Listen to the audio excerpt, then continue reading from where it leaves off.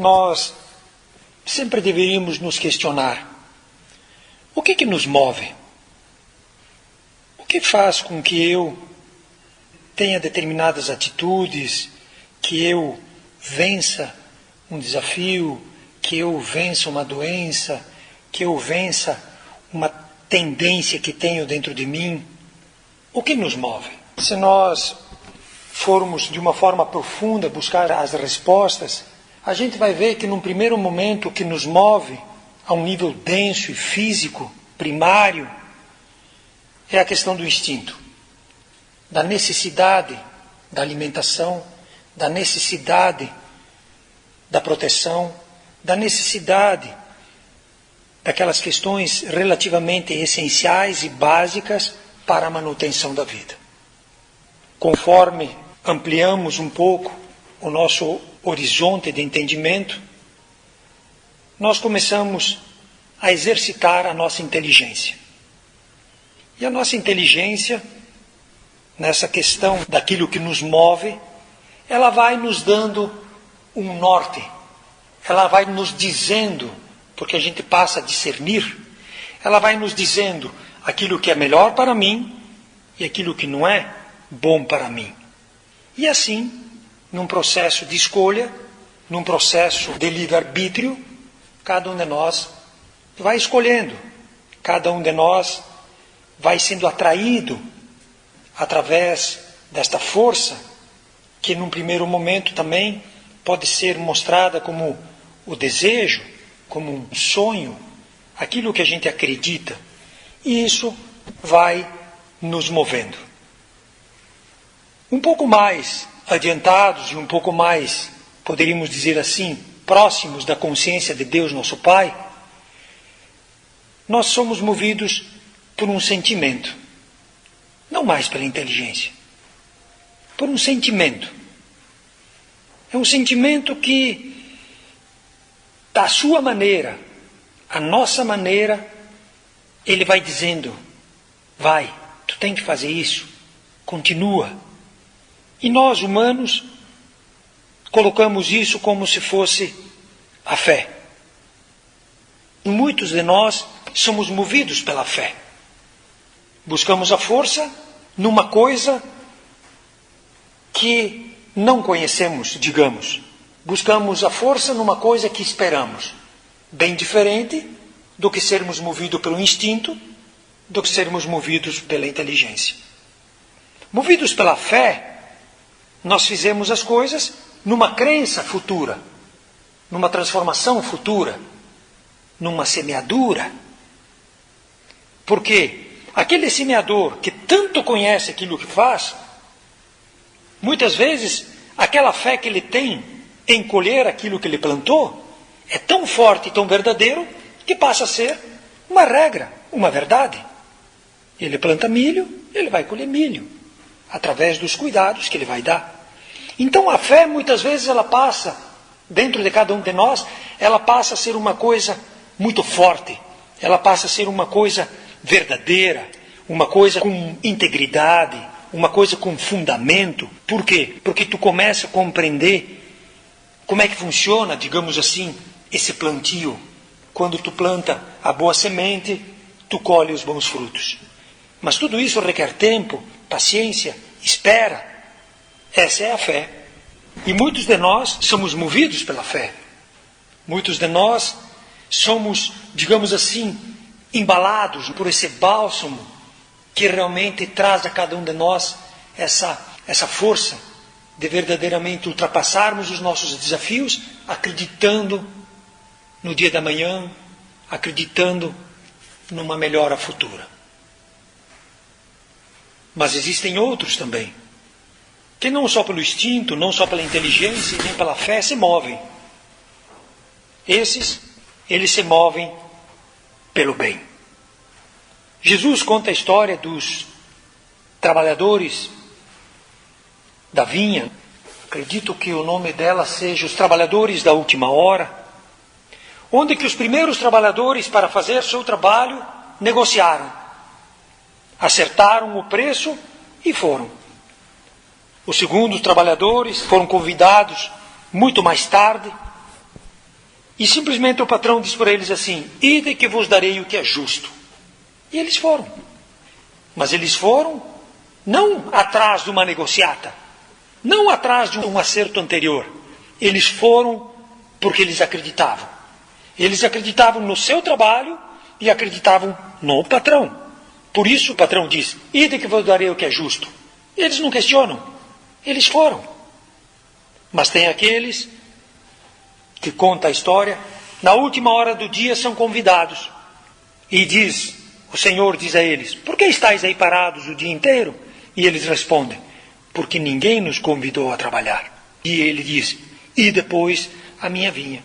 Então esses não acertaram preço, não foram na crença de uma colheita futura, e sim na certeza de que eles são os transformadores, de que eles vão receber o seu salário pelo todo o bem que eles fazem, e que eles estão sempre prontos. E muitas pessoas, muitas almas, digamos assim, pessoas poucas, muitas almas são movidas pelo sentimento do bem, porque elas estão conectadas com o Criador. Elas sabem o que deve ser feito, e como tal, elas enxergam que a única possibilidade é o exercício do bem, é a prática do bem. E pela prática do bem é que elas transformam a si e transformam tudo aquilo que nos cerca. Quando nós falamos que são poucas as pessoas que se movem pelo bem, na espiritualidade, o mecanismo, ou seja, as coisas, funcionam um pouquinho diferente.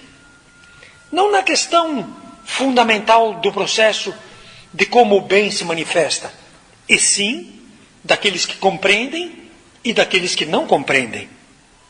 Daquelas almas que já se libertaram dos grilhões do instinto, daquelas almas que já se libertaram da limitação da inteligência, daquelas almas que se libertaram, digamos assim, da negociata da fé, mas daquelas almas que já compreendem, daquelas almas que vivem, daquelas almas que, como Jesus, ensinando todos nós, ele dizia: eu não faço a minha vontade, eu faço a vontade daquele que me enviou.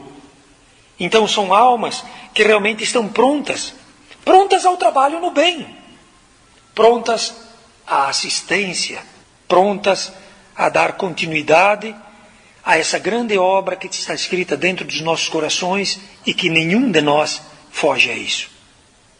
E quando nós, de uma forma pequena e humilde, vamos buscar essa assistência, quando nós, de uma forma verdadeira, vamos pedir através da oração, através do silêncio, através dos bons pensamentos, com certeza nós vamos receber. Jesus, nesse quesito, ele deixa bem claro quando ele diz: todo aquele que me afirma, eu o afirmo, mas todo aquele que me nega, eu o nego. Quando ele diz todo aquele que me afirma, eu o afirmo, exatamente é essa relação madura que existe entre o maior e o menor, entre o pai e o filho, entre o irmão mais velho e o irmão menor. Esse compromisso de levarmos adiante esse grande ministério que é verdadeiramente a prática do bem. Então, quando nós nos propomos ao bem, somos, digamos assim, embalados no próprio bem. E vamos encontrar, nas próprias palavras também de Allan Kardec, que ele diz: me diz o que tu pensa, que te digo com quem que tu anda. Através das nossas intenções, nós vamos encontrar partidários. Através das nossas intenções, nós vamos encontrar irmãos nossos que veem em nós não só uma oportunidade de assistência, de auxílio, de instrução, mas veem em nós coisas muito maiores que se chama irmandade. Irmandade significa dizer que quando eu transmito a ti tudo que eu tenho de melhor, eu acredito em ti para que tu também faça a mesma coisa com aquele que é menor do que tu. A assistência, ela envolve um sentimento grandioso de ajuda, de desapego, de caridade, mas principalmente a assistência é uma questão de irmandade, de sermos irmãos, de nos auxiliarmos, de nós, num propósito comum e único, estendermos ao nosso irmão aquilo que somos abençoados, aquilo que hoje compreendemos, para que também ele, recebendo isso, se comprometa em estender àquele que está abaixo dele esta também proposta de bem, esta proposta de trabalho, esta proposta de transformação. Quando Jesus sempre nos diz, onde houver um ou mais reunido, lá estarei, mais uma vez ele ratifica, mais uma vez ele reafirma essa grandiosidade do trabalho, essa importância da assistência, essa necessidade do bem. Porque de que adiantaria termos um pai, uma mãe, um irmão, se ele não nos assiste? De que adianta termos alguém maior do que nós, se não está presente? De nada adiantaria. Por isso que aqueles que compreendem, aqueles que abriram a sua mente e o seu coração e que hoje entendem o que nos move, participam, fazem com que aconteça esse milagre que é a assistência, que é velarmos, que é realmente estarmos prontos, estarmos presentes em todas as ocasiões onde existe a carência, onde existe a dor, onde existe a necessidade, onde existe qualquer situação onde cada um de nós possamos ser úteis. Muitas vezes pensamos, o que nos move? E a resposta deveria ser, sou movido pela fé?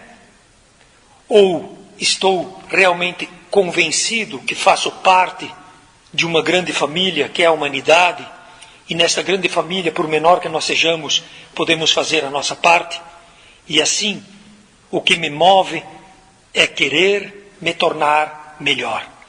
O que nos move é querer mudar o mundo, torná-lo melhor naquilo que cada um de nós pode.